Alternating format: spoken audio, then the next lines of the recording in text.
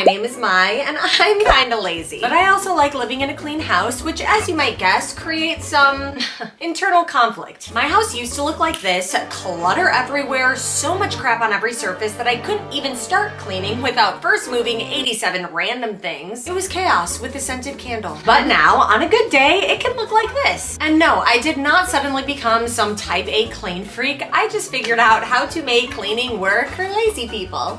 After my short form series on cleaning tips for lazy people went viral, I realized we needed a full guide. Something that would actually help you clean your house without becoming a different person. So this guide is for you if you want a tidy home but hate cleaning, you're allergic to complicated cleaning routines, or you just need a realistic plan that doesn't assume you're some Disney princess with endless time and a team of helpful forest animals. So this is the Lazy Girl's Guide to Cleaning, and yes, it actually works, so let's get right into it. Chapter 1, you can't clean clutter. First, we cannot, I repeat, we cannot underestimate the power of decluttering because you can't clean clutter. Yes, it's visually a mess, but it's also functionally less clean. It collects dust, it makes every wipe down feel like a game of Jenga, and if you have to move a million things off every surface just to clean, your cleaning time just doubled, minimum. So if your home looks like mine used to, I'm sorry to tell you, this is one category you cannot be lazy on, and of course it's the one we're starting with. Yay!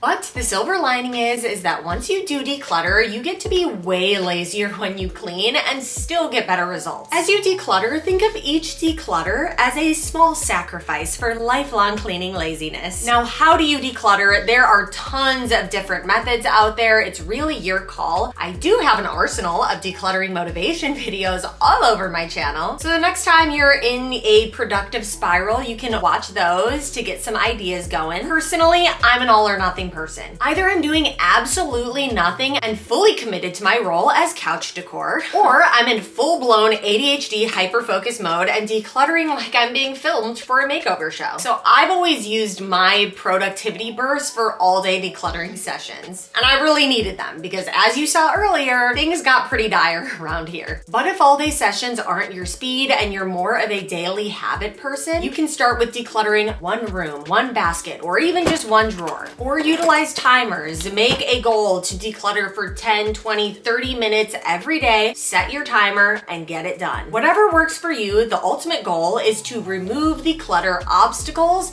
so that cleaning in the future becomes easier. Let's move to chapter 2, which is make less mess. Let's talk prevention, because one of the best lazy girl cleaning hacks is to just make less messes in the first place. Less mess, less cleaning. I know it seems obvious, but it really does make a big difference. For cooking, I'm a one-pan girly. Sometimes I'm a crock pot queen, and if you don't feel like scrubbing your crock pot with dried chili around the rim for 45 minutes, they sell crock pot liners that make cleanup so easy. For bacon, oven only, on parchment paper, the cleanup, you just wad it up and you're done. As for my car, I don't allow food in it anymore. And I cannot emphasize how much of a difference this makes. The one exception is road trips. I'm not pulling over every 30 minutes like a preschool shuttle or having to listen to hangry kids in the back fight when I'm just trying to get from point A to point B. So instead, on road trips, I just have rules around the food that I allow. I only allow single unit stick foods,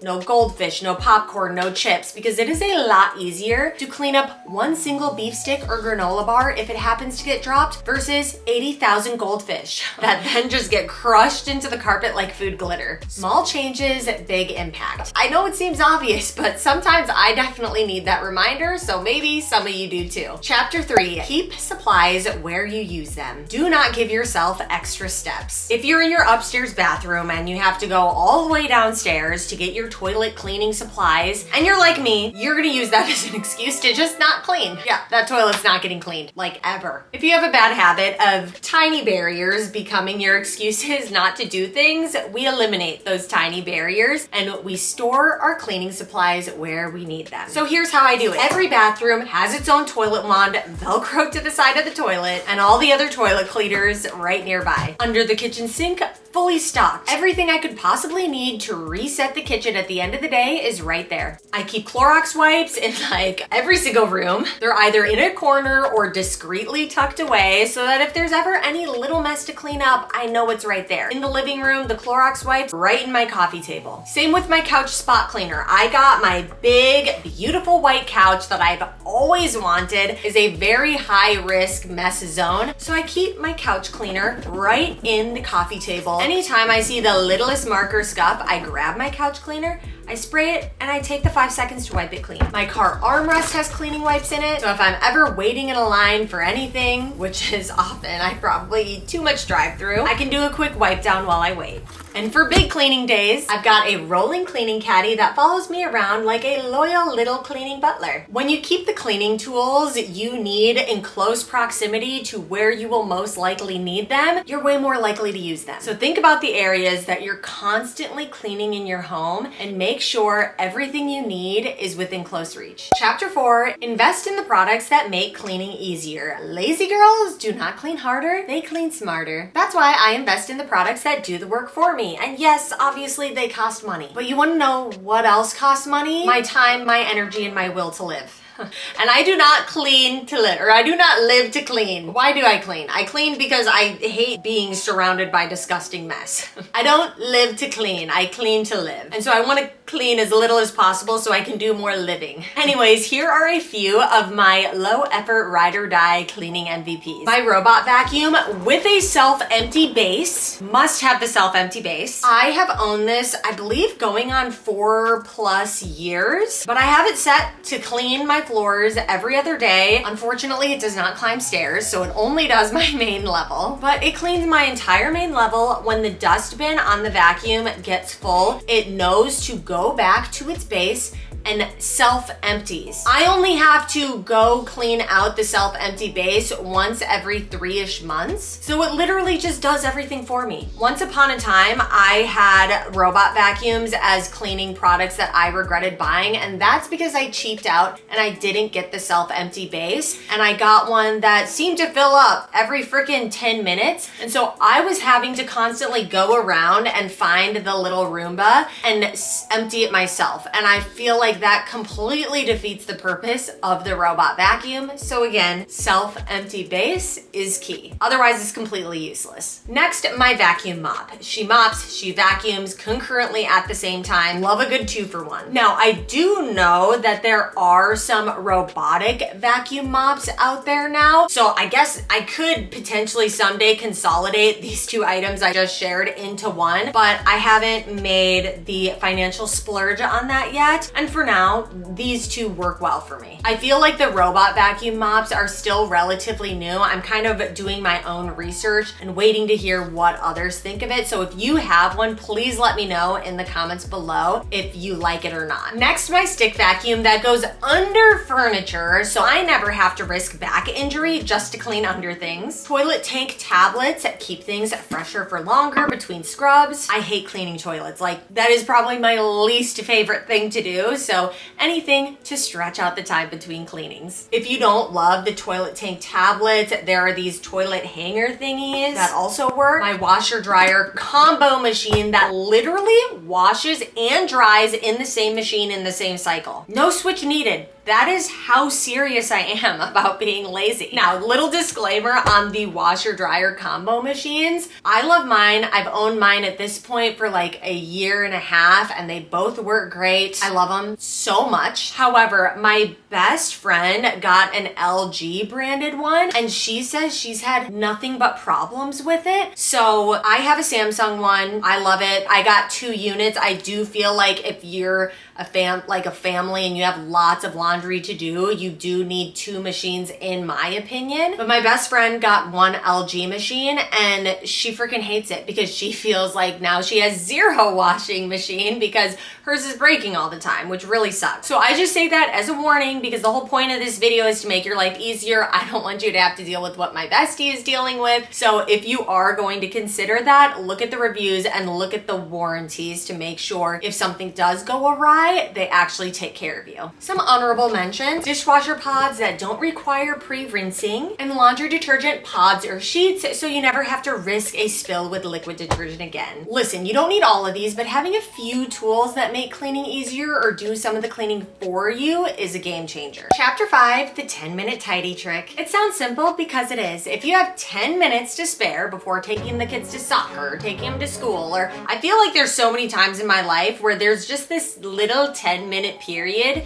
before I have to go do something, and historically I felt like I couldn't get anything done. Like, it was just a waste of time to even try. So I would end up just literally doing nothing and scrolling on my phone. Spoiler, I was wrong. Not the first time I've been wrong in life, but let me explain how wrong I was. 10 minutes a day across 30 days is 5 hours. So think if you do 10 minutes a day, twice a day, times 30 days, that's 10 hours. 10 hours of cleaning that you could be just throwing out the window, scrolling on your phone because you feel like you can't get anything really done in 10 minutes. You definitely can. Other ways to use the 10-minute tidy: sometimes you catch yourself in a couch rotting spiral. And the kitchen is gross, but you don't feel like cleaning it. So set a timer and tell yourself just 10 minutes and start racing the clock. 9 times out of 10, once you get started, when the timer is up, you just keep going, because the hardest part is just getting started. Once you have the momentum, it's a lot easier to keep the ball rolling. Other ways to use the 10-minute tidy: as a nightly reset or as a family habit. Train your kids to do a 10-minute tidy every night before bedtime so that when they wake up, it doesn't look like a tornado just rolled through the house. I don't know if you're catching a theme in this video, but it's bite-sized productivity, low commitment, and big impact. Chapter 6, habit stacking hacks. Here's the deal. If you already have a habit that is on autopilot, brushing your teeth, making your morning coffee, scrolling your phone while you're waiting for water to boil, just tack a mini cleaning habit onto that previous habit and boom, new habit formed, 0 extra brain power. Here are some of my favorite habit stacking combos. When I swish with mouthwash, I wipe down the bathroom counter. While my coffee brews, I empty the dishwasher. Waiting for water to boil, that's the perfect opportunity to do a quick drawer declutter. Sitting in the car line,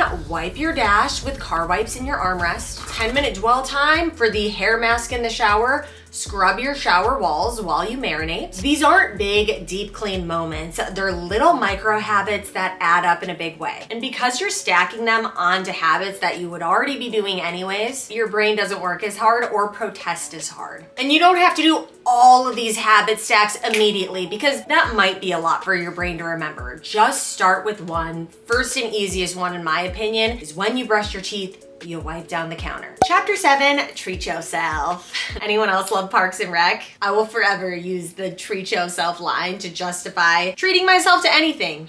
Anyways, I don't clean because I love it. I clean because I don't want a disgusting home, and I bribe myself. Yes, I am the lab rat, and after I complete my maze, I want my little treat. I want my piece of cheese or hamburger or cookie. This is behavior science, people. If you want something to stick, pair it with something that makes you happy. So every time I complete a big, super boring chore, I like to pair it with a little treat for myself. It doesn't have to be fancy. It just has to be something for your brain to look forward to help get that little bit of extra motivation to get the task, the maze, the obstacle, whatever done, so that you earn your little reward. Chapter 8, give yourself some grace. Done is better than perfect. Progress over perfection. I know all these little Pinteresty sayings can be cheesy, but they're so true. And if perfectionism is stopping you from even starting, it is not helping. Your home doesn't have to be perfect, and it probably never will be. And depending on the season of life you're in right now, you have to be realistic and gentle with yourself. When my house was at its worst, truly its most chaotic, I wasn't being lazy. I was surviving. I had 3 kids under 3. I was working a full-time job and then coming home to the full-time job of motherhood.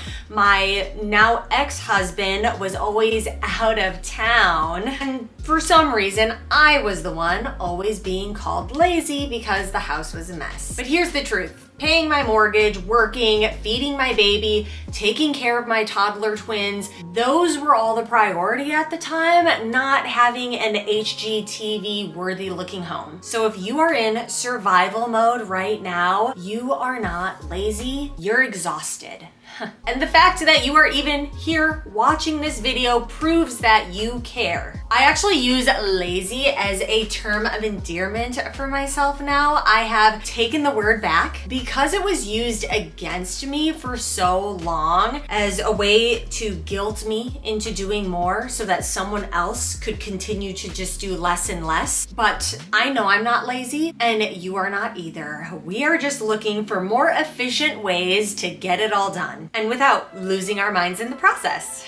I hope this video helps. Its intention is not to make you a cleaning robot. Hopefully, with AI, we have cleaning robots do everything for us someday, preferably that over them taking over the world. But I hope all these chapters and tips help you find your version of tidy and not the version that sucks the life out of your body. Hopefully a version that quietly makes your life feel a little bit better. Please consider subscribing and sharing with friends, enemies, family, whoever you think could benefit from the Lazy Girl's Guide to Cleaning. And if you want to keep hanging out, I will have some other playlists and videos floating over the screen.